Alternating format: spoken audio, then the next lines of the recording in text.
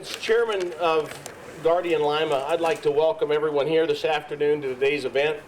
We appreciate everyone coming out. I think the best place to start is for us to give you some background on the owners of the facility. And involved in this project have been 3 other ethanol companies that I've been privileged to work with. The skill and expertise represented among our companies is substantial, and between us represents over 40 years of combined ethanol experience. And we have the scars to prove it. To give you some history on our companies, I'll start with Heartland Corn Products of Winthrop, Minnesota. Heartland is a company that started production in 1995 as a 10 million gallon ethanol plant in Winthrop, Minnesota. Since then, they have grown to a capacity of over 100 million gallons a year. Their organization represents 950 owners who are farmers in central Minnesota. And representing them here today is their CEO, Ben Brown, their chairman of the board, Perry Meyer, and also Heartland's original chairman, Fred Keeneland, among some of the other board members. We'd ask you to stand. Raise your hand, Ben.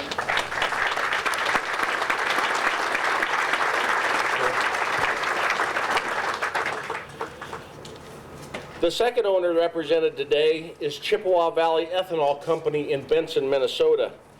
Chippewa Valley began production in 1996 as a 15 million gallon per year ethanol production facility. Today they have an annual capacity of 50 million gallons, which includes other products, including some of the best vodka on the market. Chippewa Valley has over 975 farmer owners in central Minnesota, and are represented today by their CEO, Mike Yerke, and their chairman of the board, Dan Benson, as well as some of their other directors. So we'd ask them to stand.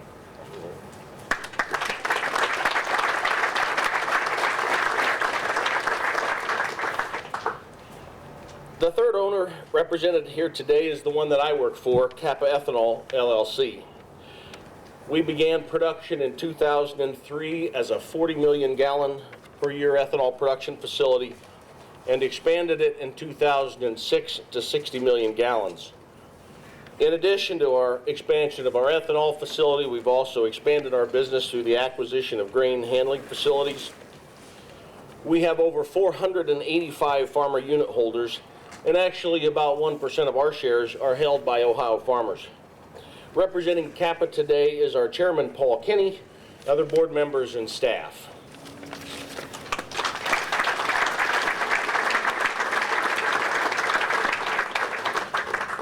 We're pleased to introduce the fourth partner as our financial partner in Paladin Capital. Representing today is Murad Yassan. And we have appreciated the opportunity to work with you and look forward to great things. So we appreciate that. At Kappa Ethanol, we've worked with the 2 other ethanol partners since the beginning.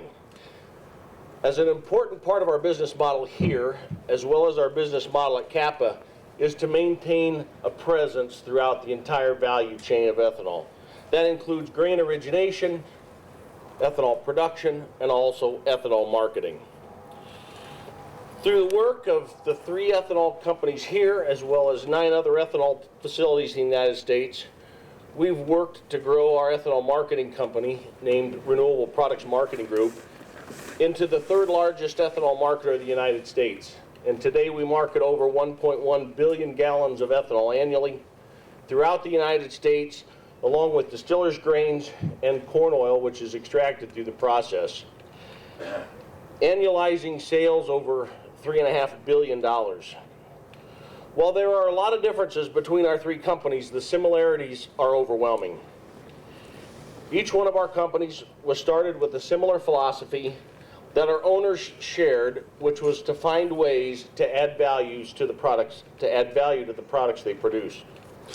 That farmer ownership is an important part of our culture, and we continue to see great opportunity in the ethanol industry and believe that farmer participation in the industry will be a critical part of its success.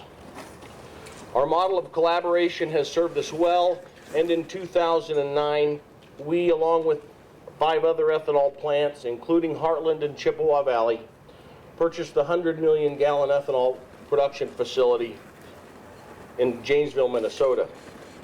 This was one of the facilities that was caught up in the Verison bankruptcy. That facility today is running well beyond nameplate, is profitable, and represents a strong market for corn demand in their trade area.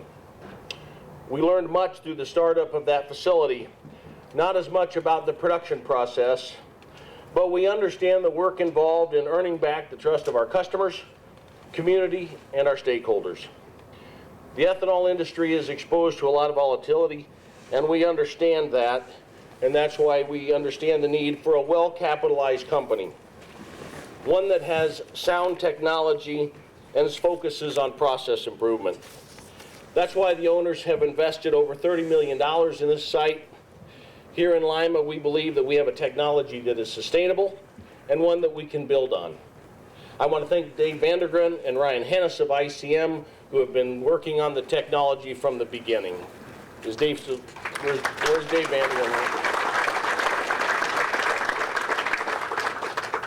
I will close in saying that we have great confidence in our management and our employees here at Lima. I'd like to thank our employees who have worked hard to make this a successful startup.